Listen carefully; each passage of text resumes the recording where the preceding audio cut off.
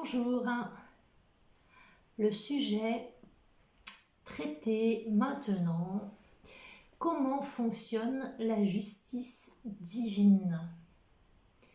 On va également parler de la justice de l'homme. Est-elle juste? Ce sont deux justices qui se superposent. Est-ce normal? Alors, pour moi, un homme ne doit pas juger. On ne doit pas juger. Que ce soit verbalement, nous, de juger quelqu'un, qui sommes-nous pour le juger? Un juge, dans un tribunal, va juger également. Il a un sacré poids sur les épaules. Est-ce juste? Pour moi, ça ne l'est pas.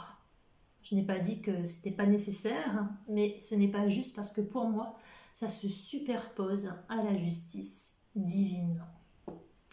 Cette loi de justice divine agit d'elle-même en tout temps et en toutes circonstances. C'est une énergie qui revient à l'envoyeur, que ce soit en acte, en parole ou en pensée. Il n'y a pas d'analyse derrière, à contrario de l'homme qui va analyser. Dans un tribunal, l'avocat va dire « oui, cet enfant a volé, mais il a perdu son père, il n'a pas l'éducation qui lui permet de comprendre, on va lui chercher des circonstances atténuantes. » 20 ans plus tard, ce même enfant sera jugé un petit peu plus sévèrement pour récidive. Pourtant, il n'aura toujours pas eu de papa. Est-ce juste? Sachant que ce jeune homme, tout ce qu'il aura volé, lui sera volé à nouveau par la loi de cause à effet, donc la justice divine, qui agira, quoi qu'il arrive, à court, à moyen ou à long terme.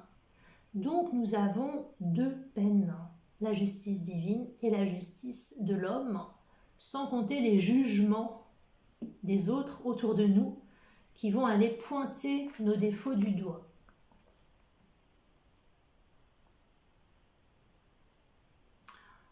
L'homme va juger l'homme en lui donnant une peine de prison ou une amende ou des travaux d'intérêt généraux. Cela va occasionner un karma pour le juge qui va se retrouver lié avec tous les coupables dans un schéma karmique. Quel poids! A contrario, la justice divine va engendrer au bon moment pour la personne une peine qui lui permettra de comprendre ou pas l'erreur commise. Si un tel a volé un sac à main à une dame, il va se faire voler quelque chose de précieux également. Ce sera un peu juste. Parce que quand on a volé quelque chose et qu'on récolte une peine de prison, il n'y a aucun rapport entre les deux. Il n'y a pas de rapport direct, c'est pas équivalent. Alors, j'ai envie de dire à ne pas confondre avec la loi du talion, qui est une vieille loi qui existait au temps des Romains, par exemple. Œil pour œil, dent pour dent. On pourrait croire que c'est une loi divine, mais elle est instaurée par l'homme et l'homme n'a pas à juger. Voilà, puisqu'elle vient encore se superposer à la justice divine.